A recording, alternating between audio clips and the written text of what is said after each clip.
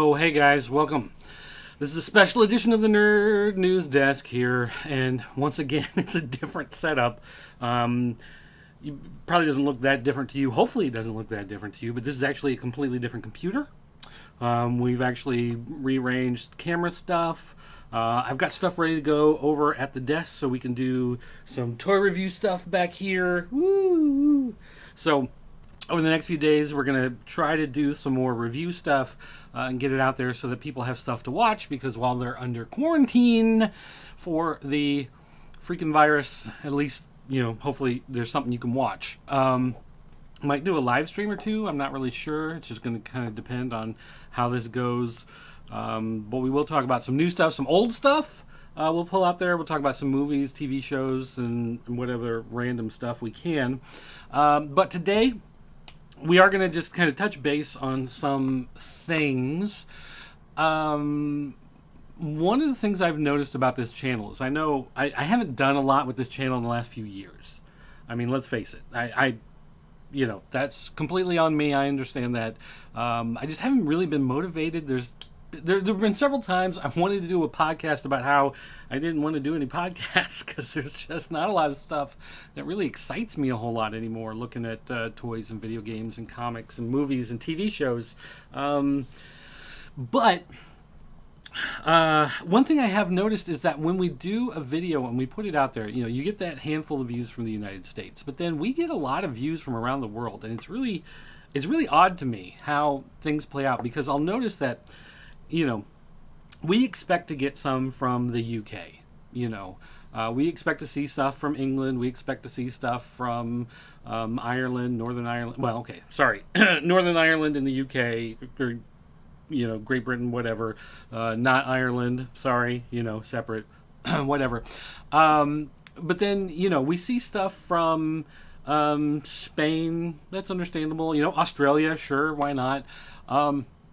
And then we get a lot of stuff from like Brazil and Chile and the Philippines and Thailand, Russia, Finland, Sweden, Norway. You guys are always there. Germany's always watching. It's weird to me to see how, I do these videos and I expect it's, a couple guys in New Jersey and some guys in California and a dude in Chicago, and then some friends of mine here in town. And I figure that's who's watching it. And it's weird that it's actually people all over the world. Maybe I'm the coronavirus. I don't know.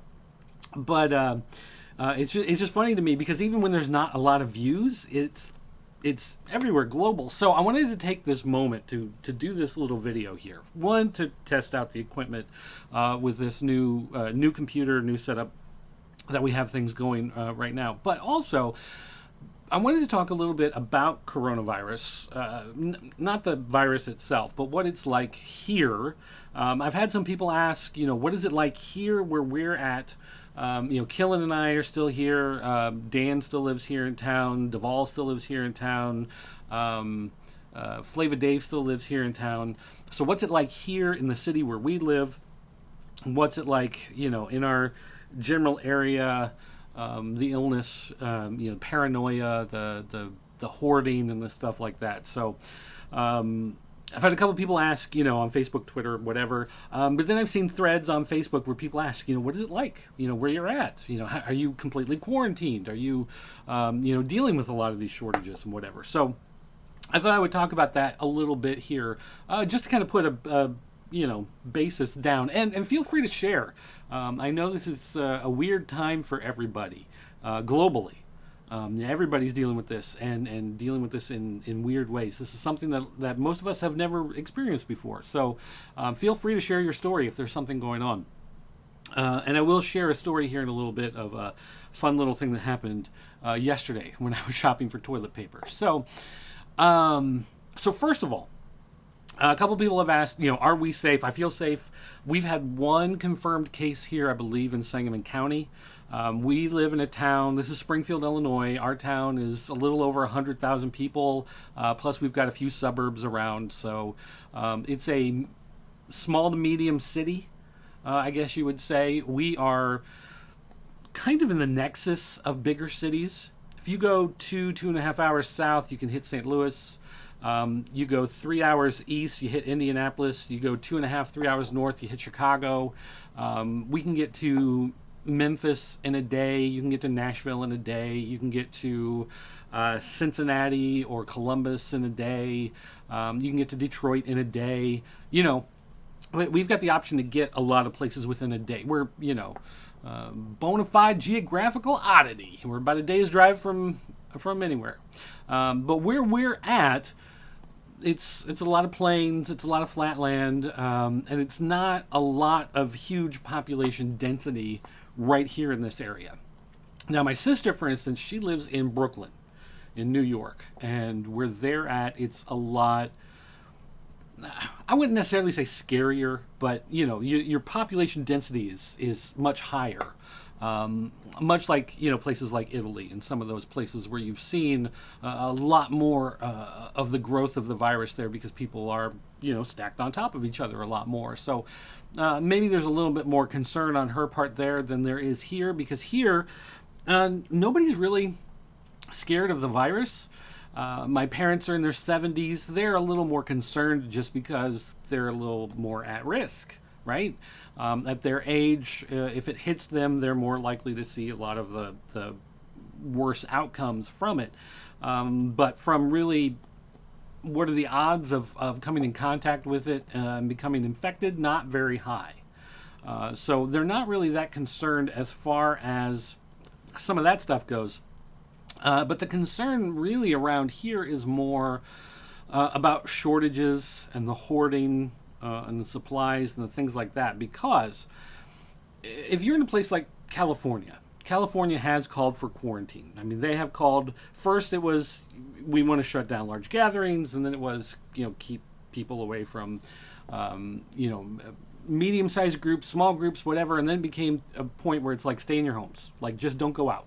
Don't go to the store, don't go to a restaurant, don't go anywhere, just stay home. And so they started hoarding a lot of supplies, and that just kind of got a lot of people in paranoia. So around here, things like food, things like bottled water, those are not hard to come by. If I wanted to go out right now and walk to a grocery store and buy milk and bread, cheese, eggs, things like that, I could probably find those. I might have to make 2 or 3 stops just depending on where it is and how much traffic it gets on a regular basis. Some of the places that are not usually fully stocked very well, places like the Dollar Generals and the Family Dollars, those type of places, they don't have a lot that they usually keep on hand, so they tend to go a lot quicker in these type of things. But you go to a big grocery store, you can generally find a lot of that stuff. That's not really an issue around here as far as any of that goes. But the main concern that I think most people have when it comes to some of this stuff is because so many other people have gone out and started hoarding, then they're afraid that they're not going to be able to find it when they need it. So then they go out and start hoarding. So it's like one is feeding off of the other. So for instance, right now, toilet paper is hard to find. Sanitary wipes, Lysol, disinfectant wipes, those types of things are very hard to find right now. It's very tough. Now, luckily, I've got, because I don't know that I'm necessarily a neat freak, but I usually have disinfectant wipes on hand anyway. Working with computers, touchscreens, keyboards, I usually use a trackball instead of a mouse, that type of stuff. I usually have these wipes handy. I clean toys. When I buy toys, I go to comic book conventions and used toy stores and whatever, and I buy old toys. They usually get wiped down first, just because you never know. Some kid had it in his mouth, some kid's picking his nose and then playing with the toys and whatever. So I usually keep some of these on hand. So that's just kind of lucky there, I guess, on my part for not wanting to touch little kid boogers all the time. Toilet paper, we usually buy like the big 36 pack things anyway, so we've got toilet paper on hand.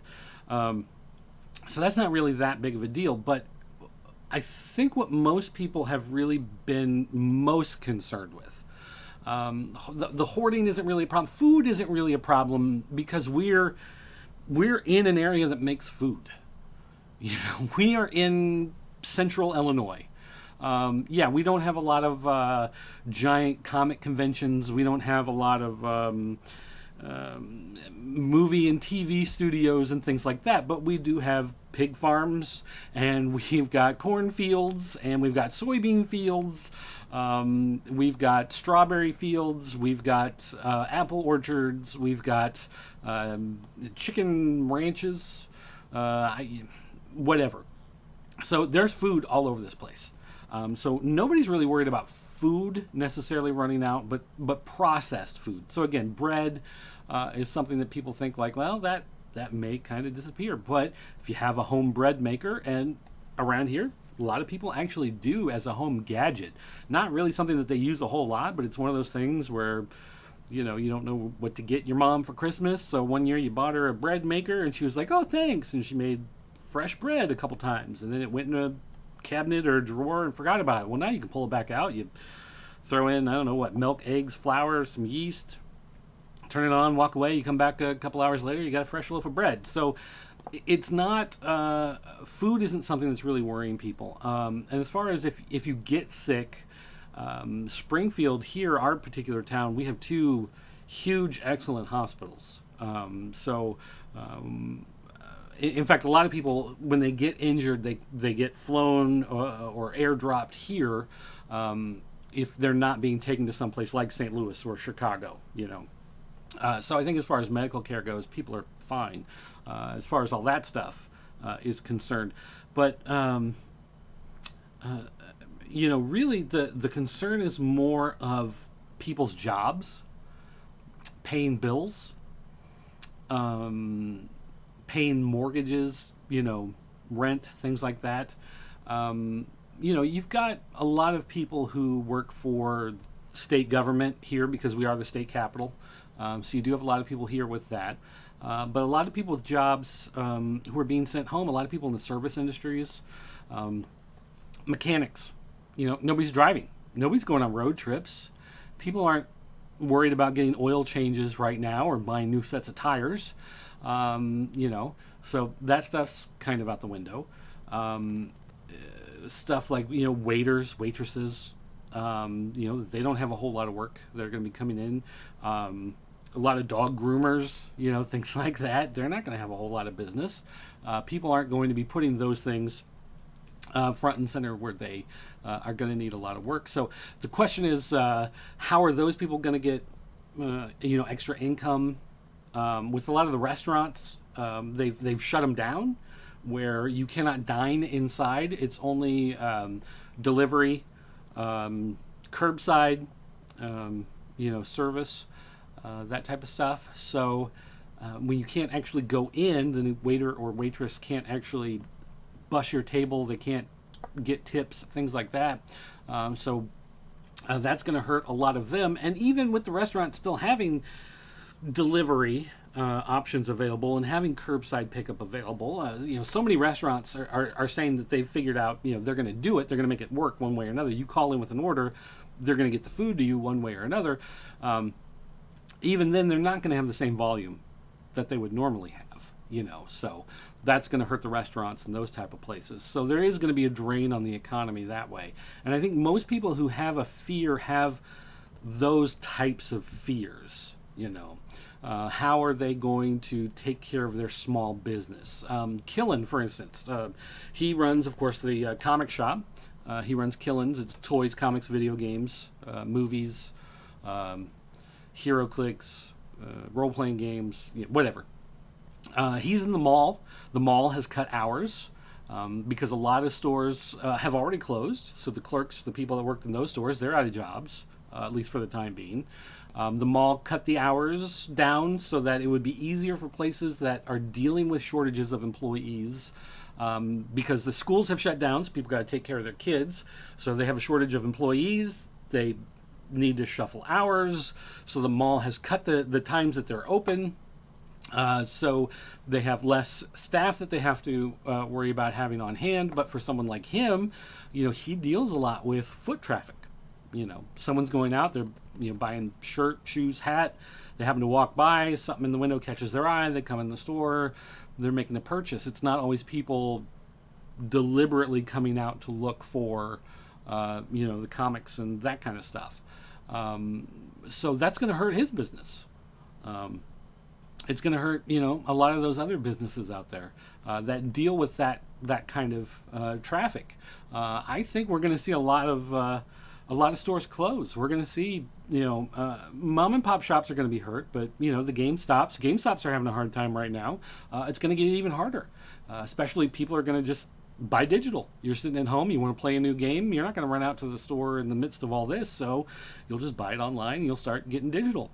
I think a lot of people with comics they might go comicsology, or they might just download the PDFs and the CBRs online and they say, well, I'll get to it later, and then they might not and never come back. You deal with that, especially with the quality of a lot of comics coming out these days. So there's that. We know movie theaters are hurt. AMC said they're going to be shut down 6 to 12 weeks. So that's the fear for most people is their job and how are they going to make that money? How are they going to make it work? A lot of people are going to have to start enterprising for themselves. A lot of people who find themselves in a situation where they've lost some income, they're going to start being the people that deliver your food. They're going to have to start making the money that way, or delivering other things. I was thinking earlier today when I was running around, I went to Walgreens and whatever, and I was picking up some random stuff, and I was thinking, like, if I was out of a job, I would be advertising, like, you tell me what store you want me to go to, I will go there. You tell me what to get, I will get it. I will add, 10% or whatever on top of that, and I'll buy it, bring it to you, you pay me, and then there you go. And there's a way to make some money in this type of environment. So I think there are ways of doing that. It's just it's tricky, and it's going to be tough, and I think that's what people are most concerned about. Now we are looking at a 2-week shutdown here. Schools have been shut down, some of the businesses shut down, state offices, things like that. A lot of them are going to be shut down, but they're working with ways to still get people paid, even though they're not working. We'll see how all of that goes, that kind of stuff. Small businesses are going to get hurt by some of the legislation that's being passed, because a lot of it is set where the small business is going to have to pay the employees and then get reimbursed from the government. And a lot of small businesses aren't going to have the money to do that. They may just have to let employees go, say, I can't pay you, and if they get sued and whatever, and there's lawsuits that come out of that, then, that's going to put them out of business. Some of them, if they try to pay, they're just going to spread their money too thin. They start paying money to all these employees, and they're waiting for checks from the government to come in to cover that, and they may not come in time to pay bills, and you wonder how fast things are going to compound one on top of the other, and how many places are going to let things slide and how many won't, and that's just how it is. So yeah, that's the fear. I don't know anybody who's really afraid of being sick, who's afraid of getting germs, who's afraid of the virus in that sense. But as far as paying the bills and being able to keep the lights on and keeping everybody the ability to buy the food and things like that is more of an issue than actually finding the food. Now, as far as toilet paper, yeah, people are hoarding toilet paper, and it's insane. And I guess if you were in California and they were on total crackdown and they were like, all stores have to close, everybody has to stay in their house, you can't go anywhere, and you're out of toilet paper, then you're out of toilet paper. So I guess in that regard, you can see it. Walgreens, I know, is putting limits on how many they would allow people to take. I think CVS was also doing that, limiting how much people can take. I went last night. So yesterday afternoon, I went out, grabbed some stuff. The kids are home. They're home from school. Well, my son is homeschooled, but my daughter goes to school. She's home. So anyway, regardless, my wife's going to be working from home. She's considered essential personnel. She needs to keep working. but she can remote into her computer from home, so she's going to be working from home. So everyone in the house, we're going to need more food. So I went out and I was just buying stuff like frozen pizzas and stuff that you can freeze, that you can put away. Not necessarily like the fresh foods and the stuff like that, but the stuff that's canned and the stuff that's frozen, the stuff that can sit for a while if we needed to. And so I came back with all this stuff, and my wife goes, well, did you look to see if they had toilet paper? Well, I didn't even look. Like, it didn't even occur to me, because we don't even need it right now, right? So why even get into that whole mess? Well, anyway, she's like, you should really look. And I was like, all right, fine, whatever. It won't be there, but I'll look. So I walk into Family Dollar. And, of course, the Family Dollar, the back wall is where they have all the paper goods, paper towels and toilet paper and paper plates and cups and whatever. And you can see this whole section is empty. But I can see that there's laundry baskets up there. And a bunch of the laundry baskets have been knocked over because you can see that people, they were reaching up and they're grabbing the stuff off the shelves and they were just knocking the other stuff over and throwing up there. And I look and I can see that there's a package of something up there, right? So I look and I go, that looks to me like a pack of toilet paper. Like, what? So I have to, really reach up there, and I actually grab a thing of laundry baskets, and I'm using it to kind of push into it, kind of slide it along, and I pull it off, and sure enough, it's 6 double rolls of 2-ply toilet paper. I'm like, well, this is jackpot. This is gold, right? This is what everybody's freaking out over. So I start walking up to the front of the store, and then I'm like, there's people in line waiting to check out with their stuff. I think what I'm going to do is I'm going to sneak off to the side. Right by the register, they have a rack with like all the previously viewed movies and video games and stuff, and you can flip through and look. And they always have carts sitting there of all the stuff that they need to reshop through the store, or the cardboard boxes that they've broken down that are all sitting in those carts. And so I just kind of walk up and I just kind of set it in one of those carts and then reach across and grab stuff from the racks. I'm looking through the movies and whatever, and I'm waiting for the line to kind of die down, and more people come, and then it starts dying down, and it gets to the point where it's like, okay, I think I'll be able to do it. I'll be able to get there. And this lady comes up to the counter and she's like, I can't find any toilet paper. Do you guys have toilet paper? And the lady's like, no, I'm sorry. The cashier, she's like, I'm sorry, we've been out for a couple days. And the lady is just like, She goes, well, do you have paper towels? And the cashier's like, yeah, we got tons of paper towels. They're all, back there, whatever. She goes, okay, can I leave this here for a minute and go back there? Yeah, fine, no problem. So the lady leaves to go back for paper towels, and I'm like, here's my chance. I can turn around, buy this toilet paper. Oh, there's a dude there, walking. I'm like, all right, so I'll wait a minute. So I'm waiting, just looking through these movies. Dude checks out. The lady comes back. She turns around, comes back, and I'm like, fine. We'll wait for this lady to get done. So she hands, a couple rolls of paper towels to the cashier, and the lady's checking them out. And she says something like, if you can make anything work in a pinch, or something like that. And, like, oh, yeah, you just wet down the paper towel and, they'll make it soft and it'll be fine. Something along those lines. Making it clear that she was going to be using the paper towels as toilet paper because she couldn't find toilet paper. And so this lady goes, I just bought 3,600 diaper wipes off Amazon yesterday. And the cashier's like, what? And this lady goes, well, we've got 2 grandbabies that are living at our house. And so we're taking care of the grandbabies, and I wanted to make sure we had enough wipes to be able to take care of the babies. And it's like, I'm tempted that we might want to use those for us, but we really need them for the babies because you can't use stuff like this on the babies. And I'm kind of listening to this, and I'm like, oh, man, this lady could use this toilet paper. And the conversation is continuing back and forth and whatever. And this lady goes, yeah, and my dad just moved in with us a couple weeks ago, and he's 72 years old, and he's going to be living with us. We're taking care of him too, and so we're just trying to make sure that we've got enough supplies to take care of everybody. But we've only got a couple rolls of toilet paper, and I know it's going to run out in a few days, and it's going to be a little rough there for a while. And I'm like, oh, God, lady, So I just turned around and I grabbed the toilet paper and I go, "Today's your lucky day." And I just set it down on the counter and I walk out. And she goes, "What? You can't be, what? You can't be serious." And I was just like, I knew someone was going to need it. So there you go. Knock yourself out. Have a good day. And I just got out in my car and I left. And I was like, I can't be that person. I can't take this toilet paper.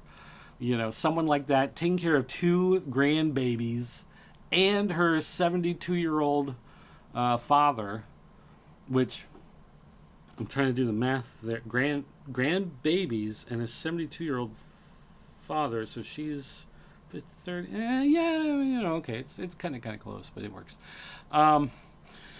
So yeah, so that's where the tough part is dealing with the shortages and stuff. It's not the illness, not the getting sick. I mean, don't get me wrong, there are people, but not here. Again, if you were in Los Angeles, or if you were in Denver, or if you're in Chicago, or if you're in the Dallas, Fort Worth Metroplex, if you're in Washington, D.C., if you're in New York, then yeah, those places you're probably going to have a higher chance of catching the virus. There's a very good chance that you're going to get sick. There's a good chance that you're going to have to deal with that. Around here, really isn't. And when you hear a lot about these laws and the things that are being done, one of the problems is when they come up with these actions, it makes sense for Chicago to do certain things, to lock certain things down, to stop certain things from happening in a place like Chicago because of the population density. But if I drive north for 20 minutes, I'm going to be in a town of 200. And in a town of 200, you don't have to lock things down the same way. You don't have to lock things down in a town of 100,000 the same way. That's where things get weird in this country, and the way things break down by states. So I don't know. It's just one of those. How do you deal with some of this stuff? How do you make things work for everybody? And you really can't. When you look at the United States, you either break things down by population density or by flat geography.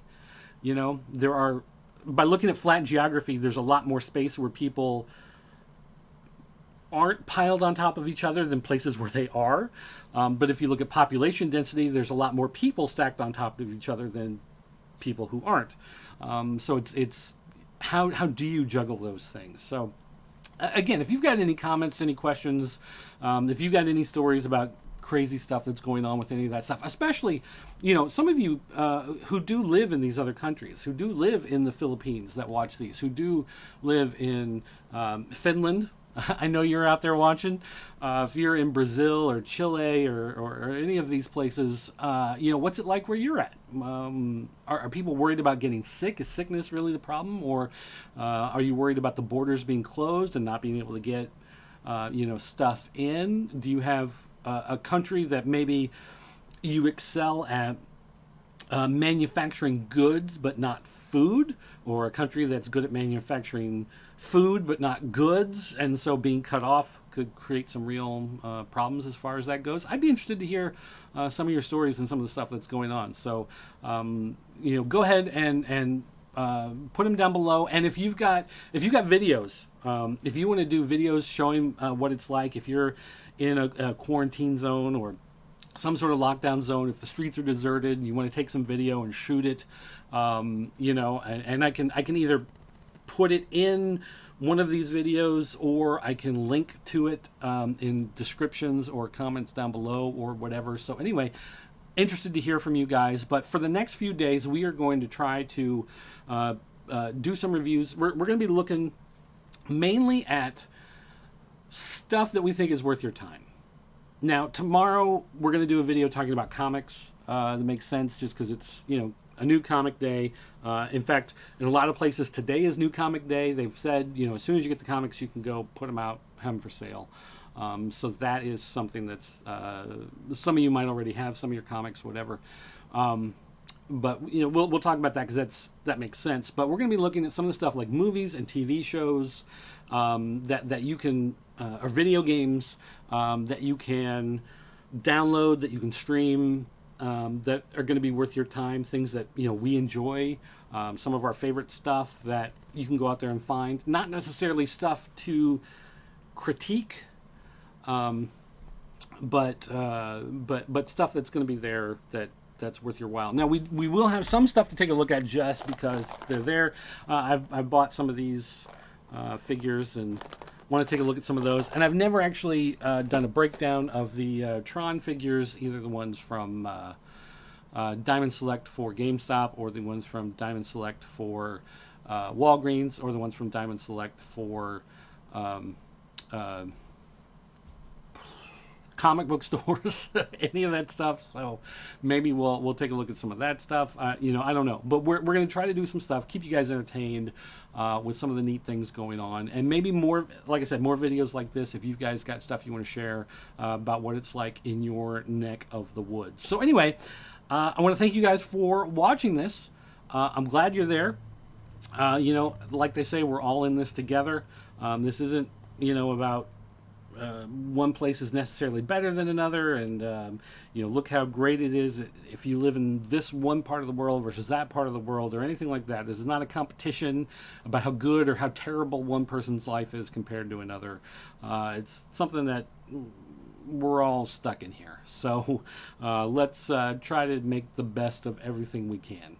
All right, and so thanks you guys for watching. I'll see you next time.